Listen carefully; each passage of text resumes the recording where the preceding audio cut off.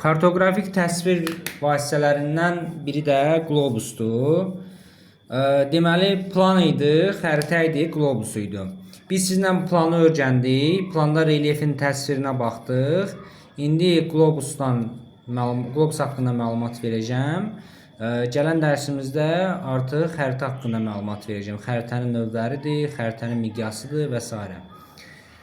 Baxın uşaqlar, qlobus nədir ümumiyyətcə? Qlobus yerin kiçildilmiş modelidir, gördüyünüz kimi. Qlobus haqqında bir neçə xüsusiyyətlər var, onlara baxacağıq.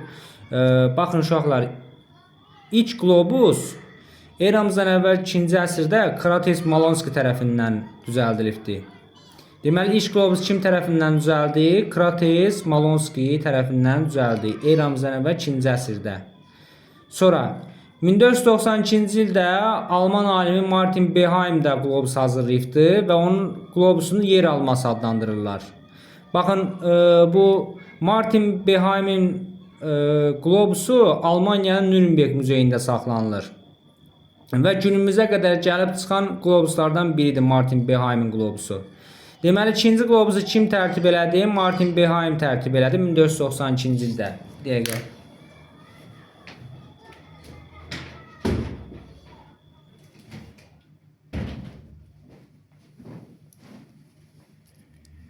Aha.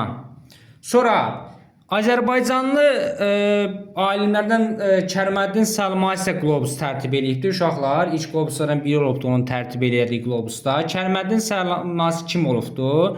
Nəsrəddin Tusinin köməkçisi olubdur uşaqlar. Kərməddin Səlmasi. Tarixdən bəlkə Nəsrəddin Tusini eşitmiş olarsınız. Deməli, Marağa rəsədxanasında deməli Kərməddin Səlmasi Nəsrəddin Tusi ilə birlikdə çalışan zaman Ulduzu Səmanın qlobusunu tərtib eləyir. Və deməli iqlimlərini təsvir edir uşaqlar bu Səlmasi qlobusunda yerin iqlimlərini təsvir edirdi. Sonra uşaqlar, qlobusun hər yerində miqyas eynidir. Baxın, bunu yadınıza saxlayın. Qlobusun hər yerində miqyas eynidir və təhrif yoxdur. Nəyə görə təhrif yoxdur? Çünki yer kürə formasındadır və biz qlobusda onu rahat bir şəkildə təsvir edə bilirik. Ona görə də qlobusda təhrif olmur və qlobusun hər yerində miqyas eyni olur. Miqyasına görə qlobus 3 yerə bölünür uşaqlar. Bunları biz əzbər bilməliyik. Birinci böyük miqyas 30 milyon. Orta miqyaslı qlobus 50 milyon. Kiçik miqyaslı qlobus isə 83 milyon. Biz miqyasda nə demişdik? Kəmiyyət artdıqca nə olur? Miqyas kiçilir. Gördüyünüz kimi böyük miqyaslı xəritə, böyük miqyaslı qlobus 30 milyon, orta miqyaslı qlobus 50 milyon, kiçik miqyaslı qlobus isə 83 milyon. Aha. Bir də uşaqlar, yerin əyriliyi məsələsi var. Bax, bu yerin əyriliyi qlobus və planda qeydə alınmır. Bax, burada qeyd kimi yazmışam. Plan və qlobusda yerin əyriliyi nəzərə alınmır. Amma xəritədə isə yerin əyriliyi nəzərə alınır.